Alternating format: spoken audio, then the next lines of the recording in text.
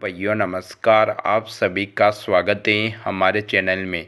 इस वीडियो में हम बात करेंगे प्याज की 30 से 60 दिन की अवस्था पर हमें ये 6 गलतियां कभी ना करनी चाहिए जिससे कि अपनी पैदावार कमज़ोर या कम ना हो। तो आइए जानते हैं हम इन 6 गलतियों के बारे में, जिनमें सबसे पहली गलती आती है वेजिटेटिव ग्रोथ, यानी सही ग्रोथ पौधे की नहीं हो पाना।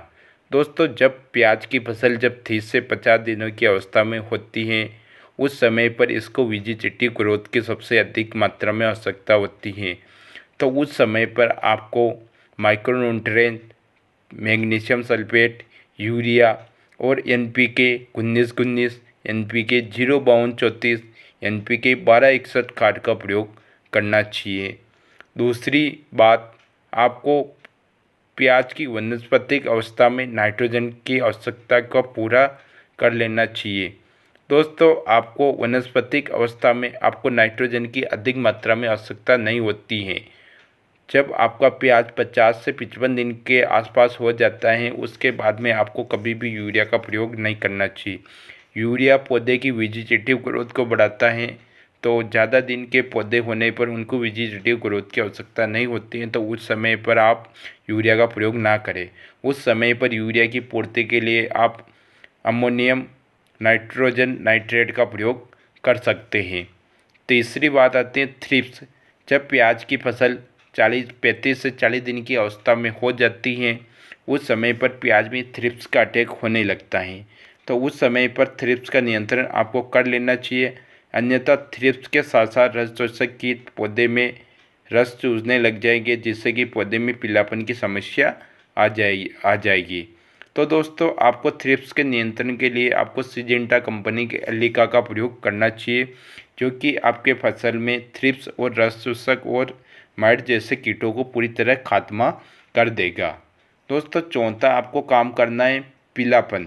जैसे कि दोस्तों, प्याज की फसल में पीलापन आता है, पीलापन आने से पौधे की ग्रोथ पूरी तरह से रुक जाती है, कंद का विकास सही तरीके से नहीं हो पाता है। तो पीलापन के लिए सबसे ज़रूरी होता है सिंचाई।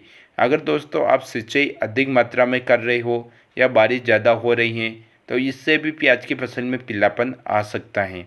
अगर आप मोटर चलाकर सिंचाई कर रहे हैं, तो आप उसमें कम से कम सिंचाई करें। ध्यान रखें सिंचाई कब करना चाहिए, हाथ में मिट्टी का लड्डू बनाकर देख ले हुए। तो दोस्तों, अगर ज़्यादा पीलापन आ रहा है तो उसके लिए आप अपने प्याज की फसल में कैल्शियम नाइट्रेट, माइक्रोराइजा, सागरिका, दानेदार वाली और हुमिक एसिड का आप अपनी प्याज की फसल में प्रयोग कर सकते हैं।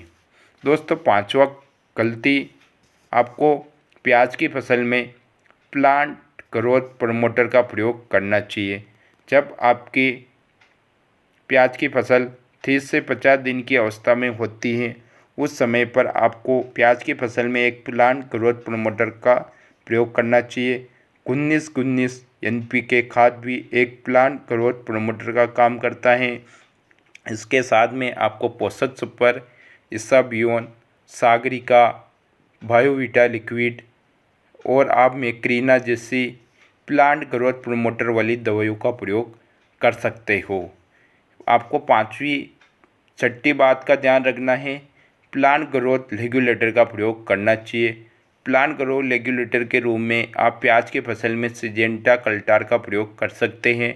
इसमें पेक्लोब्यूट्राजोल होता है, जो कि प्याज के कंद का आकार बड़ी मात्रा में बढ़ाता है, प्याज की साइज का आकार बढ़ाता है, जिससे कि आपका प्याज और ज़्यादा मोटा और बड़ा बनता है। दोस्तों, सिजेंटा कंपनी का कल्टार आपको 70 से 80 ml 1 एकड़ में प्रयोग करना चाहिए। दोस्तों, एक बात ध्यान में रखना चाहिए, जब आपके प्याज की फसल 80 दिन की हो जाए, उस समय पर आपको सिजेंटा कंपनी का कल्टार या प्लांट ग्रोथ रेगुलेटर का इस्तेमाल करना चाहिए। दोस्तों, आप अपने प्याज की फसल में इन 6 बातों का ध्यान रखते हो या 6 गलतियां नहीं करते हो, तो आप अपने प्याज की रिकॉर्ड और पैदावार ले सकते हो। तो दोस्तों, इस वीडियो में आपको बताई हुई जानकारी अच्छी लगी हो तो वीडियो को लाइक और चैनल को सब्सक्राइब जरूर करें। धन्यवाद। जय जवान जय किसान।